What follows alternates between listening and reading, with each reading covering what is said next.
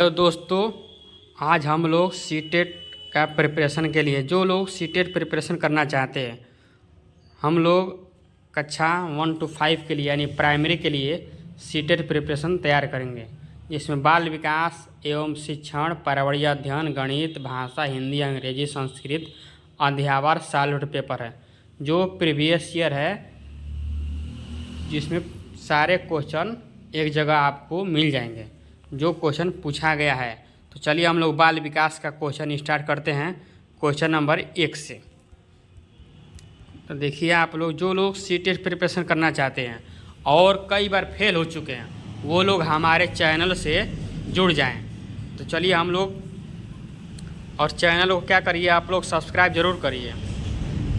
बाल विकास एवं शिक्षण चार्ज यानी जिसे बोला जाता है CDP। तो चलिए हम लोग CDP स्टार्ट करते हैं, जिसमें पहला चैप्टर है विकास की अवस्था तथा अधिगम से उसका संबंध। तो आइए पहला क्वेश्चन स्टार्ट करते हैं। बच्चों की लंबाई और वजन में वृद्धि किसका उदाहरण है? तो ऑप्शन ए संज्ञानात्मक परिवर्तन, ऑप्शन बी मात्रात्मक परिवर्तन, ऑप्शन सी गुणात्मक परिवर्तन, ऑप्शन डी भावनात्मक परिवर्तन। तो ये इसका आंसर होगा मात्रात्मक परिवर्तन। ये जुलाई 2024 में पूछा गया क्वेश्चन है। तो आइए इसका व्याख्या देखते हैं। वृद्धि और विकास मानव जीवन का आधार होते हैं। वृद्धि विकासात्मक प्रक्रिया का एक भाग है, क्योंकि इसके मात्रात्मक पहलू में विकास को वृद्धि के रूप में संदर्भित किया जाता है। वृद्धि एक मात्रात्मक परिवर्तन को संदर्भित करती है, जिसके परिणाम स्वरूप बच्चे की ऊंचाई, वजन और लंबाई में वृद्धि होती है। गुणात्मक परिवर्तन अंगों के बेहतर और संवर्धित कार्यप्रणाली में वृद्धि को संदर्भित करता है। तो पहला क्वेश्चन हो गया। क्वेश्चन नंबर 2, अभिकथन ए। जबकि कुछ बच्चे 12 महीने की उम्र में बड़बड़ाना और 2 शब्दों का वाक्य बोलना शुरू कर देते हैं, अन्य 20 महीने की उम्र तक ऐसा नहीं करते। तो इसका कारण है विकासात्मक प्रतिमान केवल सांकेतिक हैं और व्यक्तिगत बच्चों का विकास काफ़ी भिन्न हो सकता है। तो इसके आंसर क्या है? A option. ए और आर दोनों गलत हैं। ए और आर दोनों सही है। ए की आर सही व्याख्या करता है। ए और आर दोनों सही है, लेकिन ए आर की सही व्याख्या नहीं करता है। ऑप्शन डी, ए सही है लेकिन आर गलत है। तो ये सीटेट 2024 में क्वेश्चन पूछा गया है, जुलाई 2024 में। तो इसका ऑप्शन ए दोनों सही है और इसकी व्याख्या भी सही करता है। तो सीटेट जो है पहले से बहुत हार्ड हो चुका है, इसीलिए आप लोग हमारे साथ जुड़कर सारा प्रीवियस ईयर क्वेश्चन सॉल्व करें। तो इसका हम लोग व्याख्या देखते हैं। प्रत्येक प्रतिमान जो विकसित होता है वह पूर्व प्रतिमान पर निर्भर होता है तथा आयु पर निर्भर नहीं करता है। आयु केवल औसत माना जाता है। विकासात्मक प्रतिमान केवल सांकेतिक हैं और व्यक्तिगत बच्चों का विकास काफ़ी भिन्न हो सकता है। बच्चे दिन प्रतिदिन अलग अलग गति से विकसित होते हैं और भिन्न भिन्न वस्तुओं बिंदुओं पर विकास के प्रतिमान तक पहुंचते हैं। उदाहरण के लिए, कुछ बच्चे 12 महीने की उम्र में बड़बड़ाना शुरू करते हैं। यानी जब बच्चा 12 महीने का होता है तो अपने तरफ से मम्मी पापा मतलब धीरे धीरे वो बड़बड़ाना शुरू करता है। हालांकि पूरी तरह बोल नहीं पाता है मम्मी पापा, लेकिन बोलने की ज़रूर कोशिश करता है। वो जो सुनता है अपने परिवार में वही बोलने की प्रयत्न करता है, इसीलिए वो क्या करता है, बड़बड़ाता भुनभुनाता रहता है और 2 शब्दों का वाक्य बोलना शुरू कर देते हैं, अन्य 20 महीने की उम्र तक ऐसा नहीं करते हैं। तो यानी वी व्याख्या सही है, ए आर दोनों सही है, ए आर की व्याख्या करता है। क्वेश्चन नंबर 3, ऐसे बच्चे जिन्होंने बहुत कम उम्र से गंभीर मानव सामाजिक अभाव का अनुभव किया है, आमतौर पर उनके विकास में देरी या बाधा उत्पन्न होती है और पूर्वाशा के बावजूद विकास के कुछ क्षेत्रों में सुधार अधीनस्थ होने की संभावना है। यह अवधि जिसमें विकास पर्यावरणीय समर्थन से महत्वपूर्ण रूप से प्रभावित होता है। तो इसको क्या बोलते हैं? ऑप्शन ए संवेदनशील अवधि, निगमनात्मक अवधि, सहन काल, मूल काल। ये जुलाई 2024 में प्राइमरी में पूछा गया है। तो ऑप्शन ए संवेदनशील अवधि। दिए गए प्रश्न के अनुसार यह अवधि जिसमें विकास पर्यावरणीय समर्थन से महत्वपूर्ण रूप से प्रभावित होता है संवेदनशील अवधि कहलाती है। विकास के संवेदनशील अवधि बाल विकास की अतिव्यापी अवधि को संदर्भित करती है, जिसमें बच्चे विशिष्ट उत्तेजनाओं या अंतःक्रियाओं के प्रति संवेदनशील होते हैं। यह बाल विकास में महत्वपूर्ण अवधि और जन्म से लेकर 6 वर्ष की आयु के बीच होती है। क्वेश्चन नंबर 4, विकास के किस पहलू में तर्क, चिंतन और समस्या समाधान की व्याख्या की जाती है? ऑप्शन ए सामाजिक विकास, संज्ञानात्मक विकास, नैतिक विकास, डी ऑप्शन गतिक विकास। तो इसका आंसर है बी संज्ञानात्मक विकास। यानी जो संज्ञान से यानी जो दिमाग से है वो दिमाग से चिंतन करते हैं। इसकी व्याख्या देखते हैं। संज्ञानात्मक विकास वह प्रक्रिया है जिसके द्वारा मनुष्य ज्ञान प्राप्त करता है तथा उससे व्यवस्थित करता है, उसका उपयोग करना सीखता है। ज्ञान कैसे विकसित होता है इसका वर्णन करने के लिए चिंतन, स्मृति, समस्या, तर्क और कार्यकारी कार्य की प्रक्रियाओं का उपयोग किया जाता है। संज्ञानात्मक विकास उच्च स्तरीय सोच से जुड़े कौशल समूह के अधिग्रहण का प्रतिनिधित्व करता है। अगला क्वेश्चन है क्वेश्चन नंबर 5, बच्चों द्वारा बचपन अलग अलग संस्कृतियों में अलग अलग तरह से अनुभव किया जाता है। ऑप्शन कारण आर, बच्चों का विकास सार्वभौमिक है। यानी ये एजर्सन का क्वेश्चन है जिसमें अभिकथन ए, बच्चों द्वारा बचपन अलग अलग संस्कृतियों में अलग अलग तरह से अनुभव से किया जाता है। बच्चों का विकास सार्वभौमिक है यानी यूनिवर्सल है।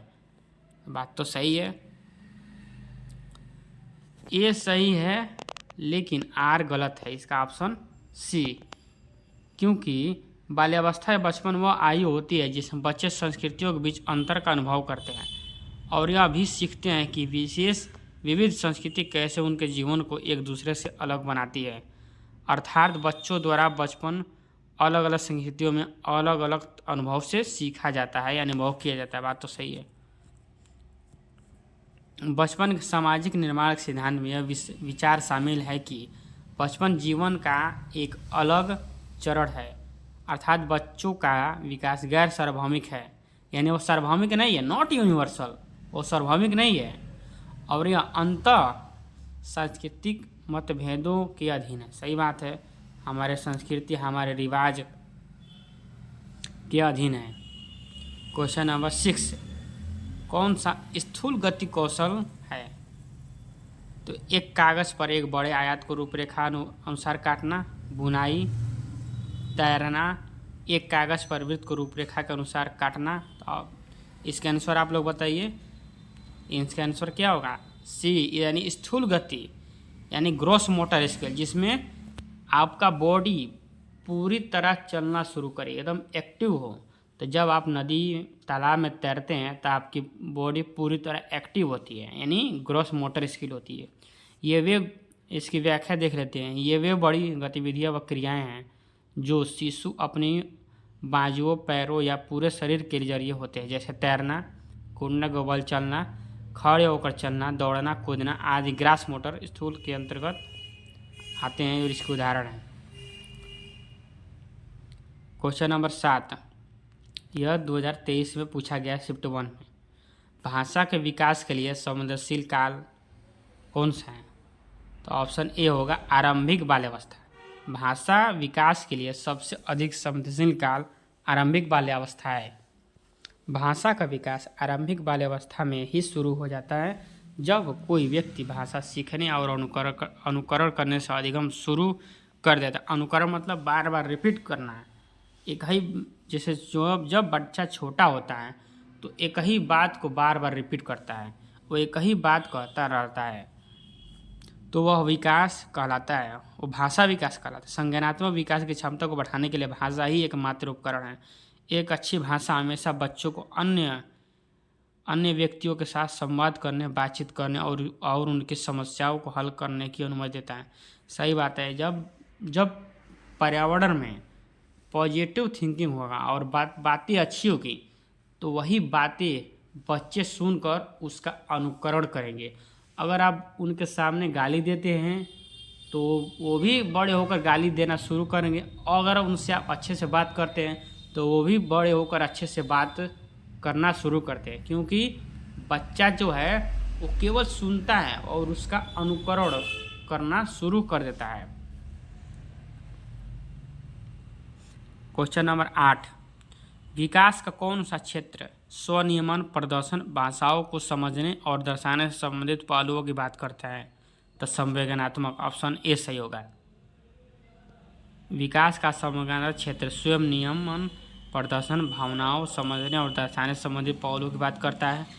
संवेगात्मक विकास के अंतर्गत शारीरिक मानसिक पक्षों का समावेश होता है। इस सिद्धांत के अंतर्गत प्रसिद्ध मनोवैज्ञानिक वाटसन ने अपने प्रायोगिक अध्ययनों से स्पष्ट किया है कि जन्म के समय शिशुओं में भय, क्रोध एवं प्रेम नामक 3 मौलिक संवेग पाए जाते हैं। क्वेश्चन नंबर 9, बच्चे प्रारंभिक सालों में किसके विकास पर ध्यान केंद्रित करना शुरू करते हैं? ऑप्शन ए शारीरिक कौशल, ऑप्शन बी सामाजिक कौशल, ऑप्शन सी संज्ञानात्मक क्षमता, ऑप्शन डी संवेगात्मक कौशल, ऑप्शन ई यानी 5वां। क्वेश्चन नंबर 9 देखते हैं। तो हम लोग क्वेश्चन नंबर 9 पढ़ चुके थे। इसका आंसर क्या होगा? संज्ञानात्मक क्षमता। बचपन के प्रारंभिक सालों में बच्चों के शारीरिक कौशल, सामाजिक कौशल, संज्ञानात्मक क्षमता तथा संवेगात्मक कौशल के साथ ही बच्चों की सक्रिय भागीदारी तथा नवाचार अति आवश्यक होता है। इसलिए इस पर ध्यान केंद्रित करना चाहिए तथा बच्चों औपचारिक संक्रियात्मक अवस्था 12 वर्ष की आयु से वयस्क होने तक में अमूर्त तर्क के बारे में तार्किक रूप से सोचना शुरू करता है। तो इसका ऑप्शन सी सही होगा। क्वेश्चन नंबर 10 देखते हैं। बचपन से वयस्कता के परिवर्तन काल का समय कौन सा होता है? प्रारंभिक बाल्यावस्था, माध्यमिक बाल्यावस्था, पूर्व संक्रियात्मक अवस्था, किशोरावस्था। तो इसका आंसर होगा डी किशोरावस्था, यानी किशोरावस्था। किशोरावस्था बाल्यावस्था से वयस्कता तक जैव सामाजिक संक्रमण है जो 11 से 18 वर्ष की आयु के बीच होता है। शारीरिक, संज्ञानात्मक, सामाजिक और संवेगात्मक परिवर्तनों के एक समूह की विशेषता है। यह बाल्यावस्था के अनुभवों और उपलब्धियों पर आधारित है। इस अवस्था में व्यक्ति को व्यावसायिक समायोजन की समस्या का सामना करना पड़ता है, जिसमें उसे अपना कैरियर चुनने की आवश्यकता होती है तथा अतः बचपन से वयस्कता के परिवर्तन काल समय किशोरावस्था है। स्टैनले हॉल के अनुसार किशोरावस्था तनाव, दबाव, विरोध, संघर्ष एवं तूफान की अवस्था है। क्वेश्चन नंबर 11, किसके लिए स्थूल गामक कौशल के उपयोग की आवश्यकता होती है? ऑप्शन ए ब्रश से पेपर और पेंटिंग करना, ऑप्शन बी पेपर के टुकड़े काटना और चिपकाना, ऑप्शन सी सुई में धागा डालना, ऑप्शन डी चलना और दौड़ना। इसका आंसर होगा डी चलना और दौड़ना, यानी स्थूल गामक कौशल। स्थूल गामक कौशल वे बड़ी गतिविधियां एवं क्रियाएं जो शिशु अपनी बाजुओं और पैरों या पूरे शरीर के जरिए करते हैं।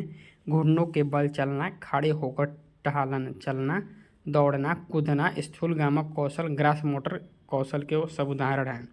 शिशु के शरीर के किसी भी हिस्से में ग्रास मोटर कौशल सूक्ष्म मोटर कौशल से पहले विकसित होती है, जबकि ब्रश से पेपर पर पेंटिंग करना, पेपर के टुकड़े काटना, चिपकाना, सुई में धागा पिरोना, किसी चीज़ को पकड़ना या उठाना तथा सीखना या लिखना आदि सूक्ष्म गति कौशल फाइल मोटर स्किल्स के उदाहरण है। इसमें शरीर के छोटी पेशियों का प्रयोग की आवश्यकता होती है।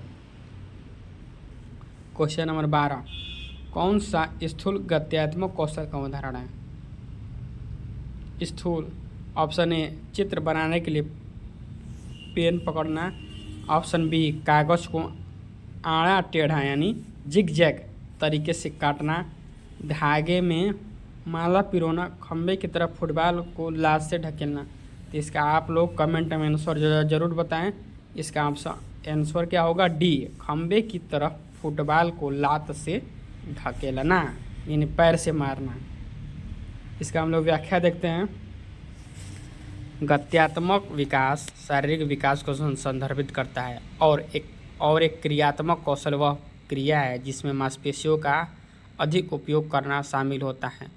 स्थूल गत्यात्मक कौशल बड़ी गतिविधि है जो एक बच्चा अपने हाथों, पैरों या पूरे शरीर के साथ करता है। इसलिए रेंगना, दौड़ना, कूदना, लात मारना, गेंद फेंकना और सीढ़ियाँ चढ़ना आदि स्थूल गत्यात्मक कौशल के उदाहरण हैं। 6 से 12 महीनों की आयु तक शिशु रेंगने, खड़े होने या चलने में सक्षम हो जाते हैं। खंभे की तरफ फुटबॉल को लात से ढकेलना स्थूल गत्यात्मक कौशल का उदाहरण है। इसे सकल मोटर कौशल भी कहा जाता है। क्वेश्चन नंबर 13, बाल विकास के क्षेत्र में हाल ही के सिद्धांत या सुझावित करते हैं कि विकास प्रभावित होता है। ऑप्शन ए आनुवंशिकता से, ऑप्शन बी यानी ऑप्शन 2 शिक्षा से, ऑप्शन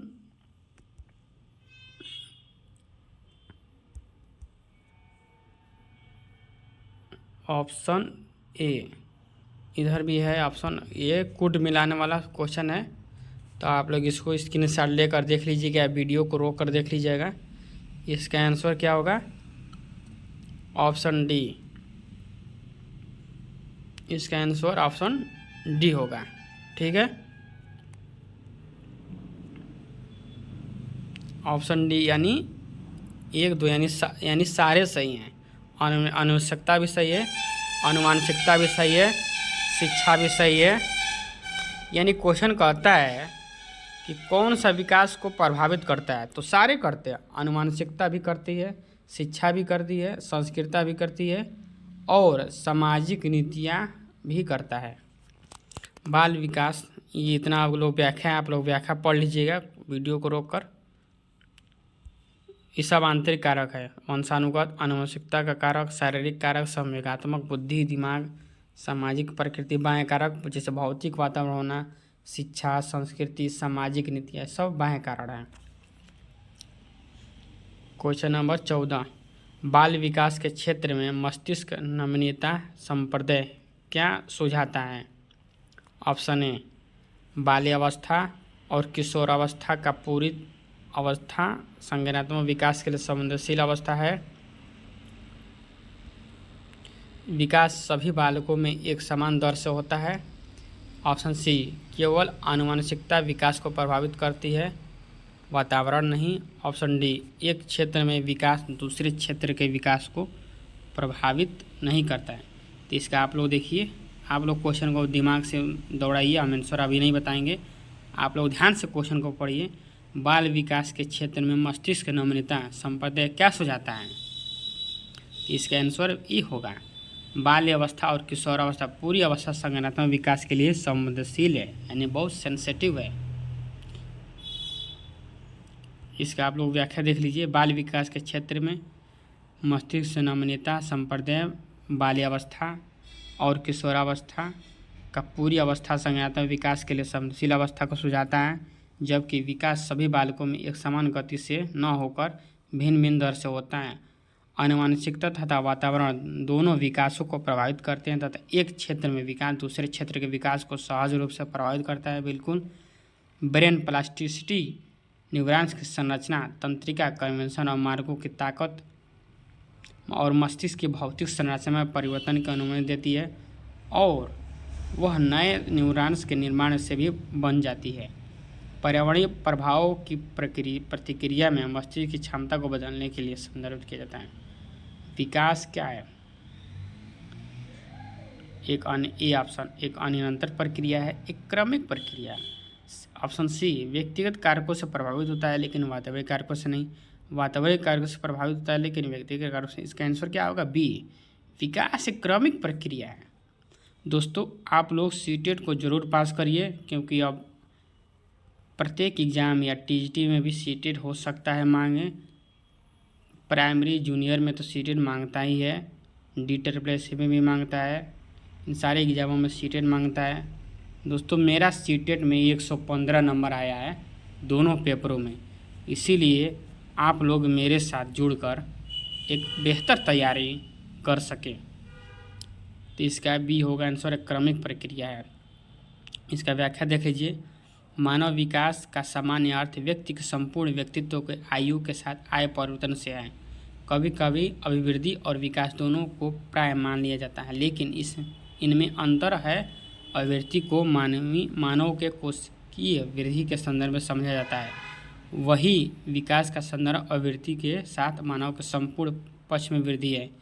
इराजी गॉर्डन के अनुसार विकास एक ऐसी प्रक्रिया है जो व्यक्ति के जन्म से लेकर उस समय तक चलती रहती है जब कि वह पूर्ण विकास को प्रभावित नहीं कर लेता है।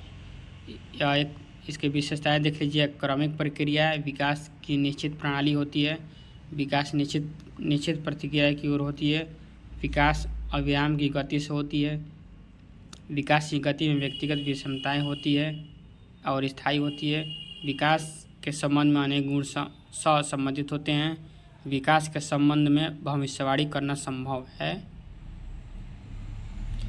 अब क्वेश्चन नंबर 16, कौन सा क्षेत्र बाल विकास का है?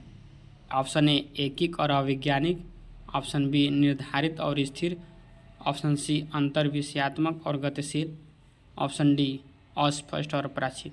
तो इसका आंसर क्या होगा? सी अंतर्विषयात्मक और गतिशील।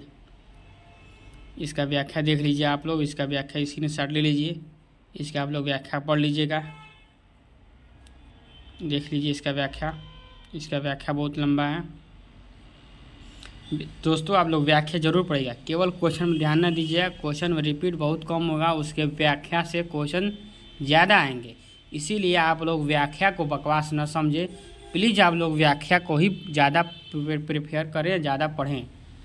क्वेश्चन नंबर 17, बाल विकास की अवधि का सही क्रम कौन सा है? ऑप्शन ए शिशुअवस्था, गर्भावस्था, पूर्व बाल्यावस्था, किशोरावस्था, मध्य बाल्यावस्था। गर्भावस्था, ऑप्शन बी गर्भावस्था, पूर्व बाल्यावस्था, शिशुअवस्था, मध्य बाल्यावस्था, किशोरावस्था। ऑप्शन सी गर्भावस्था, शिशुअवस्था, पूर्व बाल्यावस्था, किशोरावस्था, मध्य बाल्यावस्था। ऑप्शन डी गर्भावस्था, शिशुअवस्था, पूर्व बाल्यावस्था, मध्यावस्था, किशोरावस्था। इसका आंसर क्या होगा? डी।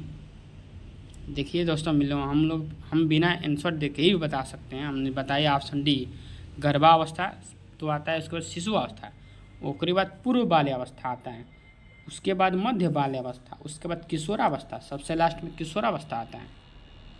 तो विकास का सही क्रम देख लीजिए। गर्भावस्था, शैशवावस्था, पूर्व बाल्यावस्था, यानी जो शैशवावस्था के बाद का होता है उसको बाल्यावस्था कहते हैं। जो बाल्यावस्था के पूर्व का होता है उसको पूर्व बाल्यावस्था कहते हैं। और बाल्यावस्था के जो मध्य होता है, यानी प्रारंभ के बाल्यावस्था के बाद और प्रारंभ के किशोरावस्था के पहले को हम लोग मध्य बाल्यावस्था कहते हैं। ऑप्शन तो आप लोग इसका ऑप्शन देख लिए थे, ऑप्शन डी होगा आंसर सही है। क्वेश्चन नंबर 18, बाल्यावस्था का शुरुआती दौर भावनात्मक विकास के लिए ये क्या है? डैश काल होता है। ऑप्शन ए संवेदनशील, ऑप्शन बी सुस्त धीमा, ऑप्शन ए निष्क्रिय, ऑप्शन डी परेशानादिक। यानी कुल मिलाकर ऑप्शन ए सही होगा, भावनात्मक। इसका आंसर क्या होगा? ऑप्शन ए सही होगा, संवेदनशील यानी सेंसिटिव। इसका आप लोग व्याख्या देख लीजिए, स्क्रीनशॉट ले लीजिए व्याख्या का इसका। आगे बढ़ते हैं। क्वेश्चन नंबर 19, रीजनिंग एसेशन का क्वेश्चन आ गया, अभिकथन वाला क्वेश्चन आ गया। देखिए दोस्तों, जब आप लोग का कंसेप्ट बिल्कुल सीडीपी में क्लियर होगा तो ही ये सारे क्वेश्चन आप लोग अच्छे ढंग से कर पाएंगे। इसलिए हमारे साथ जुड़कर अपने भविष्य की ओर अग्रसर होइए। क्वेश्चन नंबर 19 स्टार्ट करते हैं। अभिकथन ए, शिक्षकों को बाल विकास की गहन समझ होनी चाहिए, बिल्कुल होनी चाहिए। बच्चों के विकास और अधिगम प्रक्रिया के बारे में जानकर शिक्षा को अर्थपूर्ण और रोचक बना सकते हैं, बिल्कुल बना सकते हैं। तो दो सही तो दोनों है, लेकिन ऑप्शन ए और आर दोनों सही है। आर ए की सही व्याख्या करता है। ऑप्शन बी ए और आर दोनों सही है, लेकिन आर ए की सही व्याख्या नहीं करता है। ऑप्शन सी, ए सही है लेकिन आर गलत है। ऑप्शन डी, ए और आर दोनों गलत है। इसका आंसर क्या होगा? देखिए आप लोग कैसे इसका आंसर बताएंगे।